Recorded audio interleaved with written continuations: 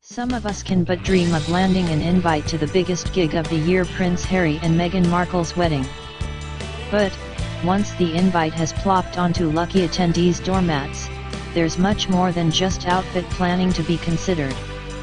This is a royal wedding, remember, and that means guests will be expected to behave in a certain way. Mashable spoke to etiquette experts to find out just how high the bar is set for guests at the royal nuptials.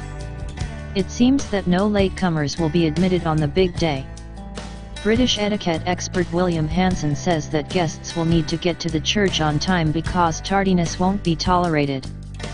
The British like being punctual, says Hanson. But, you have got to turn up really early to this event. He says guests who've already confirmed their attendance will have been sent a booklet of instructions and logistics for the day, including what time to arrive. Your allocated time of arrival will actually depend on how important you are.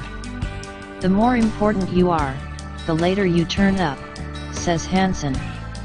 The Queen being the last person to turn up before the bride. So, friends of Harry and Meghan who have no status will have to rock up to the chapel first, while people like world leaders or politicians will show up much later. No selfies with the Duchess of Kent, or anyone. Most of us take the odd snap when we watch our friends or family walk down the aisle. But, personal photography likely not be encouraged at Harry and Meghan's big day. The instructions might even tell you not to bring camera phones at all, says Hanson. The reason for this rule is largely for security reasons, but there's also a privacy element to it as well. The rule applies to both the ceremony and reception too, according to Hanson. So, no selfies with the Duchess of Kent. Or anyone, he says. Duly noted. Kate Beavis, from wedding blog Magpie Wedding, says that guests may have their phones taken off them upon arrival. According to Beavis, the royal family will be keen to avoid any photos taken by guests being leaked. Stick to the dress code, according to Beavis. The Queen issued an edict on what can and cannot happen at a royal wedding back in 2011 when William and Kate tied the knot. This included hem lengths for guests, knee length, be smartly dressed in a jacket/suit, and that no one should wear white, says Beavis. No bare shoulders for guests and no floor-length gowns. Hanson says it's imperative that guests stick to the dress code, which is clearly marked on the invites. Dress, uniform, morning coat, or lounge suit. Day dress with hat, reads the invite. Hanson says female attendees should wear hats, and no fascinators. This is the chance for Princesses Beatrice and Eugenie to redeem themselves on the hat front, says Hanson. Play it cool. Wedding etiquette expert Joe Bryant says guests will need to play it cool around any VIPs in attendance. Guests should avoid being overfamiliar with or starstruck by anyone royal or famous, says Bryant. You've been warned.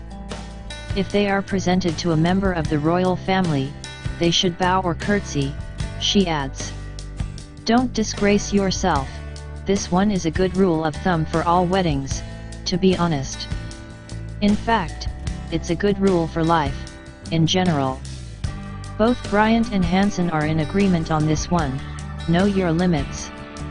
Hanson advises sticking to under your limits, so you don't disgrace yourself. Bryant says guests at the reception should steer clear of overindulging in booze, and know when to stop. No talking to the press afterwards. No one likes a blabbermouth. But, the royal family would take exception to anyone running to the press to spill the beans on what they witnessed behind closed doors at the wedding. If you are so fortunate to have been invited to the wedding, no talking to the press afterwards about what happened, or conversations you had, or this is what they first danced to, says Hanson. This is a guaranteed way to make sure you are not invited back to any future events.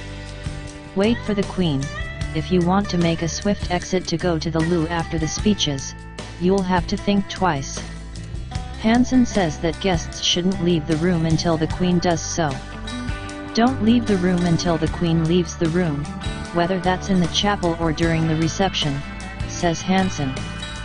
Once the Queen is in the room, you are in the room until she leaves the room.